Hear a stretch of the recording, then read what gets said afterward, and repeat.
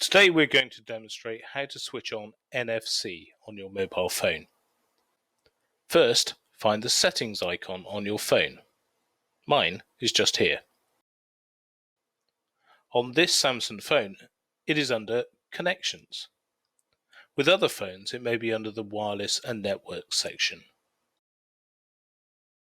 Once you're in, scroll down and you'll see NFC. We need to make sure that it's switched on. And just to show how NFC works, here is one of our Tap to Tag Connect cards. If you put your phone on top of the card, it comes up with our digital business card.